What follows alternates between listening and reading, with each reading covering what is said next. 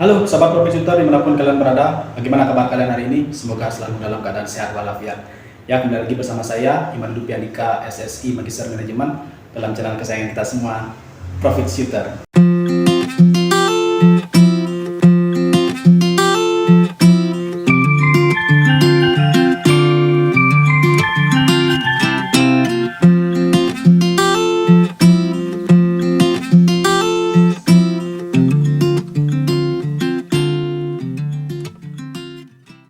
Nah, jadi dalam video kali ini saya akan membahas sebuah saham yang menurut watchlist dari yang sudah diupload kemarin itu masuk dalam salah satu kategori saham yang berada dalam sektor yang kebal resesi.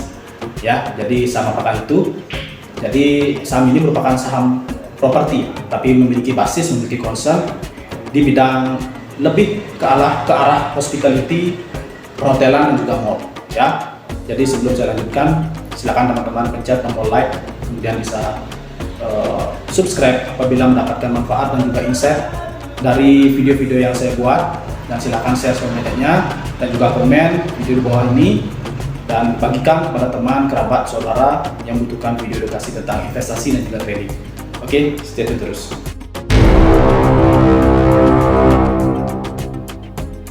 Baik, ya rekan-rekan sekalian, jadi sesuai dari janji di awal, kali ini saya akan membahas saham yang kira-kira kebal resesi. Nah, jadi teman-teman jangan salah paham ya, kebal resesi di sini bukan berarti dia paling bertahan, bukannya dia tidak terdampak ya. Jadi kita di sini kebal resesi maksudnya adalah dia nanti apabila terjadi resesi ya tahun 2023, yang dimana kita akan mengetahuinya dari laporan keuangan Q1 2023. Jadi pada saat misalkan terjadi resesi, jadi saham ini memiliki ketahanan, memiliki resisten, ya resilient, karena kita percaya satu pemiliknya, pengelolanya dan juga bisnisnya. Nah, tiga hal ini yang akan kita lihat, tiga hal ini yang kita akan percaya bahwa perusahaan ini akan bisa melewati resesi, ya. Jadi kalau kita berbicara tentang resesi itu kan kita berbicara tentang perlambatan ekonomi, ya. Jadi kita tidak berbicara tentang depresi, kita tidak berbicara tentang krisis, kita berbicara tentang resesi. Nah, kalau resesi ini lebih ke perlambatan ekonomi secara makro, ya. Tapi secara mikro kita berbicara untuk basis perusahaan. Kita percaya saham ini dari sisi pemilik, pengelola dan bisnisnya akan mampu bertahan.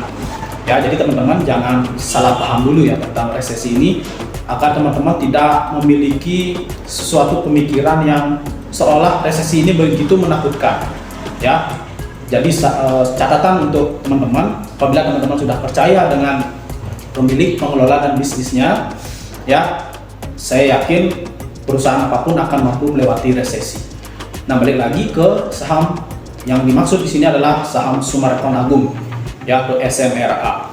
Nah, kenapa SMRA ini dia menurut kami itu atau menurut saya itu lebih resilient nanti apabila terjadi resesi? Ya, pertama kita lihat dari bisnisnya dulu, ya. Dari bisnisnya ini merupakan sebuah perusahaan properti yang tidak hanya fokus di perumahan, tidak hanya fokus di BTN dan lain sebagainya. Dia merupakan perusahaan properti yang basisnya adalah perhotelan, kemudian ada township, kemudian ada mall. Ya, Summarecon Agung yang kita ketahui di sini memiliki banyak sekali ya mall, antaranya Mall Kelapa Gading, kemudian ada Summarecon Mall Bekasi, Summarecon Mall Serpong, Summarecon Mall Bogor dan lain sebagainya.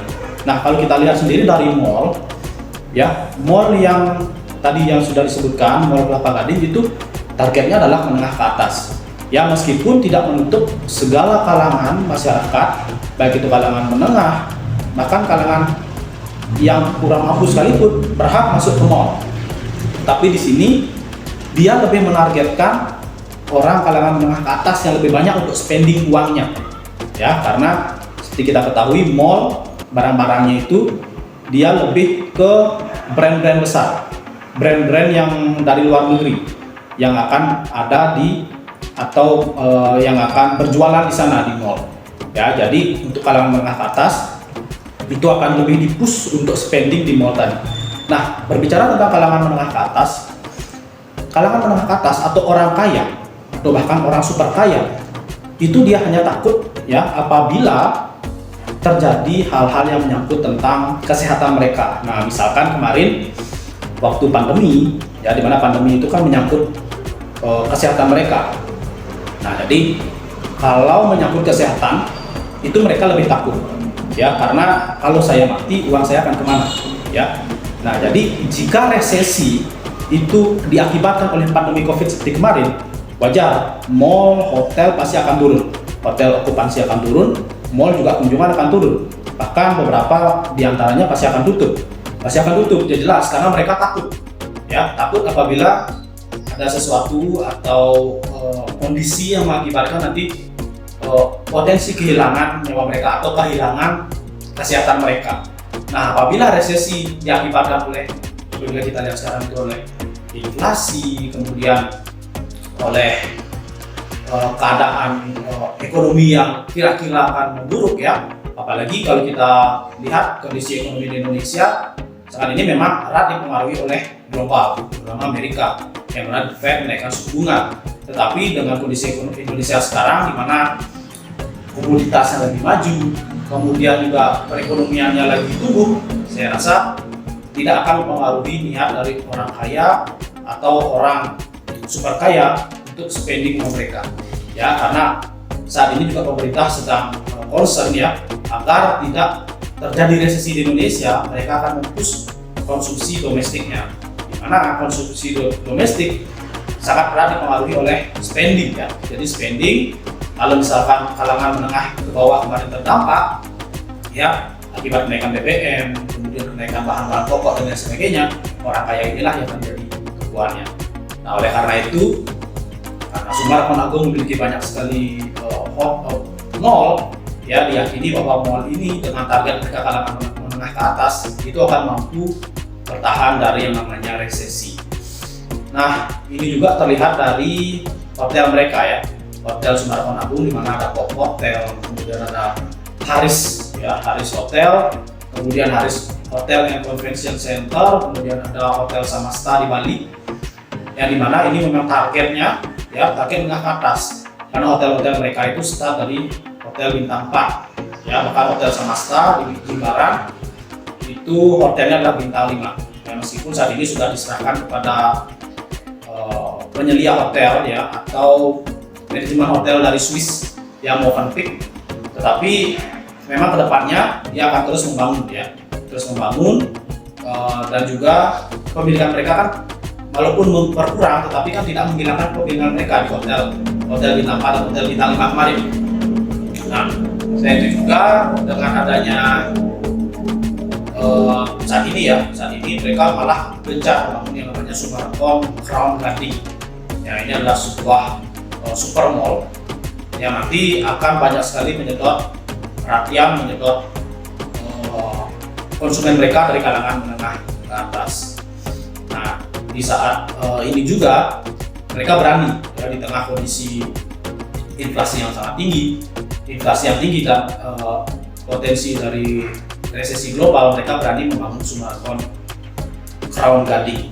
Nah, jadi apakah properti berdampak apakah inflasi berdampak pada properti?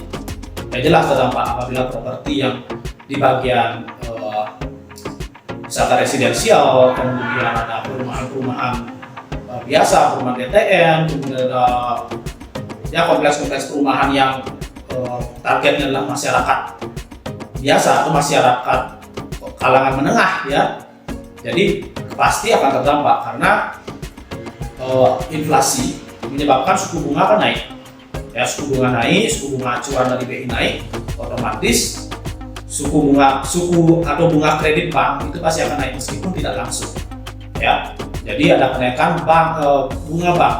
Jadi orang yang membeli properti dengan sistem kredit, ya, kredit bank itu pasti akan terdampak. Jadi ada kemungkinan gagal bayar. Nah, nanti kita akan bisa lihat dari mana, dari non performing loan-nya, ya, dari NPL-nya. Jadi dari sana bisa kita lihat bagaimana inflasi ini, kenaikan suku bunga ini akan berdampak kepada gagal bayar mereka. Dan selain itu juga inflasi bagi beberapa perusahaan atau emiten yang bergerak di bidang development ya, developer itu pasti akan terdampak karena dengan naiknya atau dengan terjadinya inflasi, bahan-bahan bangunan seperti semen, kemudian ada pasir dan lain sebagainya pasti akan meningkat. Ya, karena apa? Karena untuk mengangkut barang tadi juga menggunakan jasa angkut. Jasa angkut memerlukan BBM juga sedang naik.